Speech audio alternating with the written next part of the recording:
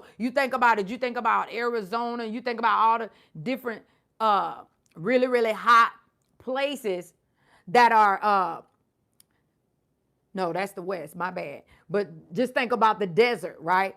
You got these scorching winds that are dry, and they come from what? They come from the desert. And what they do is they dry up the water sources and they wither up vegetation.